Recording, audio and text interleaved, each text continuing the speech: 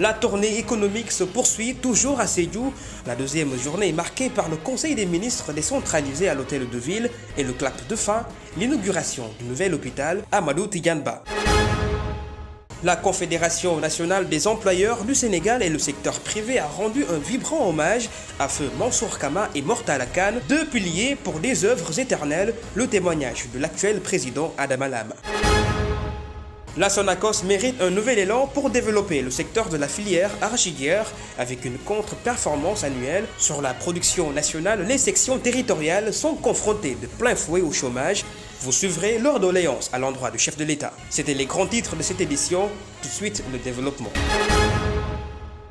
Bonsoir et bienvenue. L'hôpital régional de Sédhiou de niveau 2 est officiellement inauguré cet après-midi par le chef de l'État Macky Sall, accompagné des autorités territoriales. Construit sur une superficie de 12 000 m², cet hôpital est un plateau technique moderne pour 150 lits, accueillant en son sein 18 services médico-chirurgicaux, disposant des ressources humaines pour son fonctionnement dans le service des populations dans la région de Sédhiou. Depuis le démarrage des activités le 16 septembre 2021, la structure a enregistré 11 500 patients, dont 4 000 hospitalisations, selon le directeur Ousmane Seck Dramé. Amadou Tidiane Ba, le nom donné à cet hôpital, est un ancien ministre de l'enseignement supérieur sous le régime du président Abdoulaye Wade de 2000 à 2007, rappelé à Dieu en septembre 2017 à l'âge de 73 ans.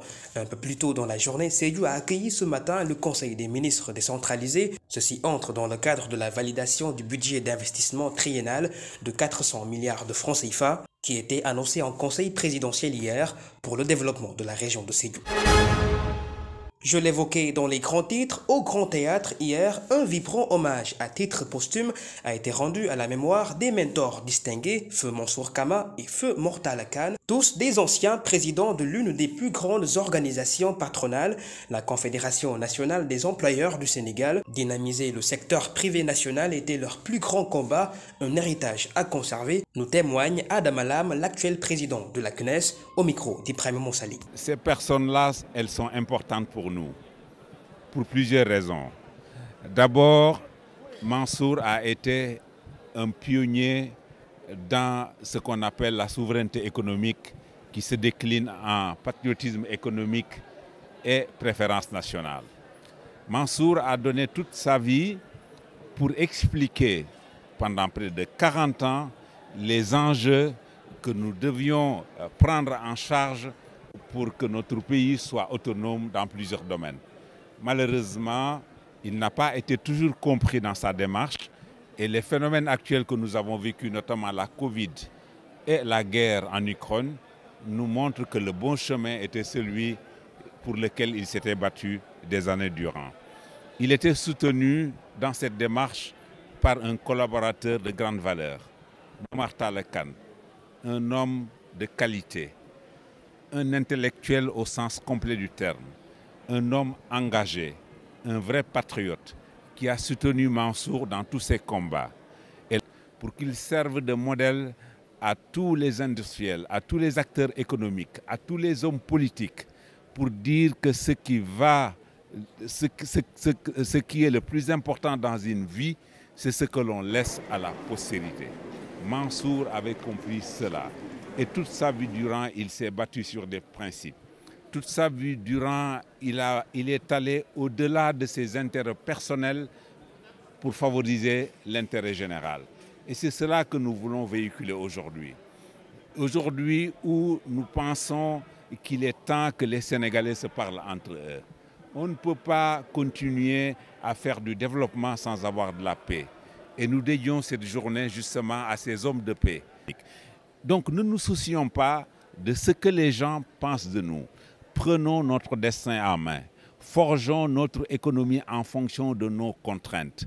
Nous n'arriverons jamais à avoir une mainmise sur les contraintes exogènes. Nous avons ce qu'il faut pour nous en sortir. Et le Sénégalais qui est de l'extérieur, il se bat pour créer de la richesse pour son pays.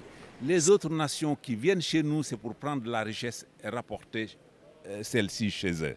C'est à nous de nous assumer totalement. Chacun, là où il est, s'investit pleinement pour que ce pays sorte du sous-développement dans lequel nous sommes. Une autre cérémonie d'hommage, cette fois-ci pour les 3 djambars tombés au cours de la mission de maintien de la paix au Mali. Elle s'était tenue au siège de l'état-major des armées sénégalaises. En présence des familles éplorées, le ministre des Forces armées a annoncé d'importantes mesures d'accompagnement. Ces soldats en contingent étaient piégés par un engin explosif au retour de ravitaillement. Les détails, les voici avec Maudou Diouf. Les familles des 3 soldats sénégalais tués dans le cadre de la MINUSMA bénéficieront d'un accompagnement spécialisé. L'annonce de ces mesures sociales de façon durable a été révélée par le ministre des Forces armées du Sénégal, Maître Sidiki Kaba, lors d'une cérémonie de levée de corps du camp Dial Diop de Dakar. Joignant du discours des témoignages attribués à la mémoire d'Eugène Ibrahima Badine Mingou, d'Ousseynou Diallo et de Pierre Tama Boubane. Le ministre des Forces armées a salué la mission et le devoir dignement accompli à toute honneur au nom de la nation. Dans une annonce de la Direction de l'information et des relations publiques des armées, le mardi 21 février, un véhicule blindé du contingent sénégalais déployé au sein de la mission multidimensionnelle intégrée des Nations Unies pour la stabilité au Mali, MINUSMA, avait heurté un engin explosif improvisé à hauteur du village de Songobia. Le convoi était de retour d'une mission de ravitaillement entre les localités d'Ogassazougou et de Sévara. Dans cette mission de maintien de la paix, ils sont près de 2000 soldats sénégalais, hommes et femmes, qui sont déployés sur plusieurs théâtres, notamment des contingents en centrafricain. Ils sont près de 2000 soldats sénégalais, hommes et femmes, qui sont déployés sur plusieurs théâtres, notamment avec les contingents en République centrafricaine, en Gambie, en Guinée-Bissau et au Mali.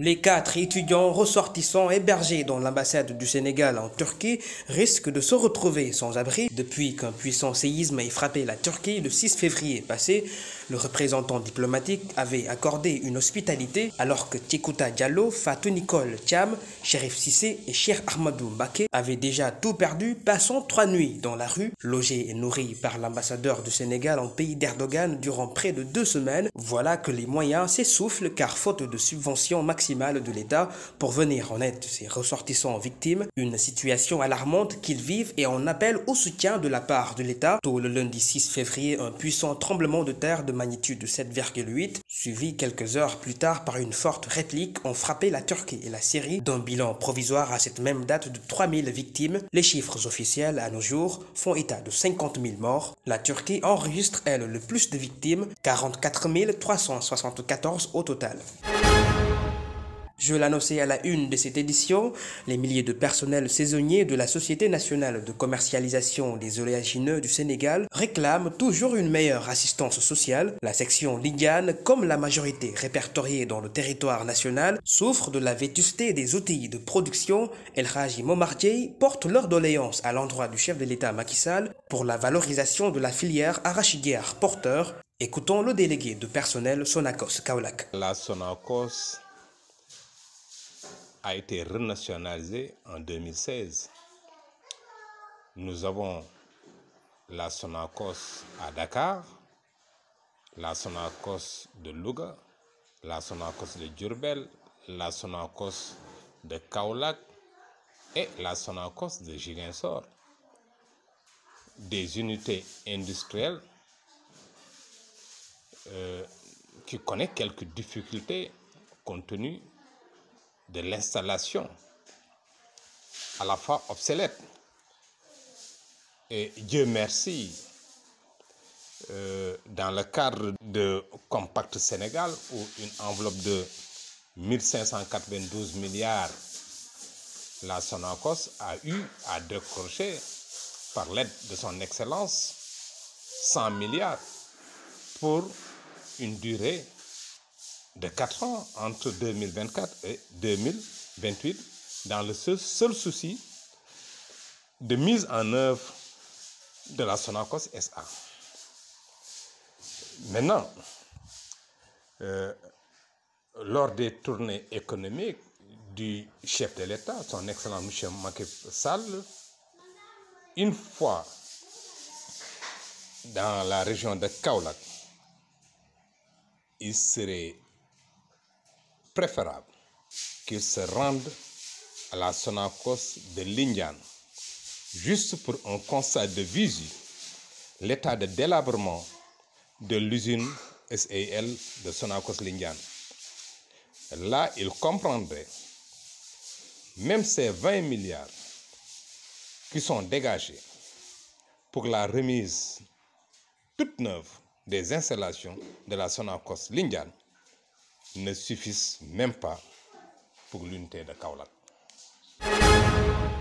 L'inflation était estimée à 6% en janvier 2023, un indice révélateur qu'a mis en évidence la première session du comité de politique monétaire présidé au siège de la Banque à Dakar. Au dernier trimestre de l'année 2022, les prix à la consommation en progression étaient largement élevés en se situant à 7,8% selon le gouverneur de l'institution, Jean-Claude Cassibrou. Le déficit de cette même année est entraîné par des échanges au sein de l'Union économique monétaire ouest-africaine avec un solde qui est ressorti déficitaire à plus de 3 300 milliards de francs CFA en raison de l'augmentation des prix alimentaires et énergétiques sur les marchés mondiaux et du recul net des flux de capitaux. La croissance économique mondiale devrait atteindre 3,4%, mais elle est freinée par plusieurs facteurs, les conditions financières sur les marchés des internationaux en relation à la montée des tensions géopolitiques et au maintien des mesures de restriction contre la Covid-19 dans certaines régions. Et puis terminons avec la page sport. Rien qu'en quart de finale prochain contre le Bénin ce jeudi, l'équipe du Sénégal des moins de 20 ans verront 4 de leurs joueurs sélectionnés dans le meilleur 11. La Confédération africaine de football pour la phase de groupe a misé sur le gardien de but Landing Badji, des deux milieux de terrain Mamadou Lamine Camara et Pape Demba Diop et Pape Amadou Diallo, Ibrahim Moussali pour plus de précision. 4 lionceaux plébiscités par la Confédération africaine de football. La CAF a publié le 11 type de la phase de groupe de la CAN U20 2023. Le Sénégal se taille la part du lion. Une consécration que l'on découvre la présence du meilleur buteur de la compétition, le Sénégalais Pape Demba Diop. La CAF a scruté pour désigner les 11 meilleurs joueurs du tournoi après la fin des phases de groupe. Ainsi, on remarque la présence de 2 joueurs congolais et de 2 joueurs ougandais dans ce 11 type, tandis que le Bénin, la Gambie et le Nigeria ont chacun un représentant. Dans le rang des lionceaux figurent les gardiens de but Landing Badji, les milieux de terrain Mamadou Lamine Camara, Pape Demba Diop et l'attaquant sénégalais et l'attaquant de Génération Foot Papa Amadou Diallo. Pour le Congo, il y a Prince Soussou et Deogracia Basinga.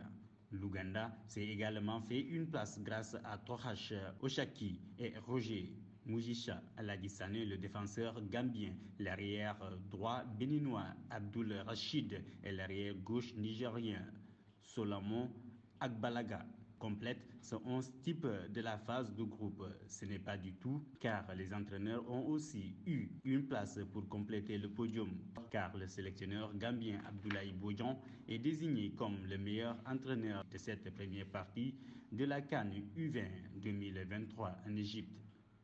C'était tout pour ce journal. Merci infiniment de l'avoir suivi. Je vous souhaite de passer une excellente soirée.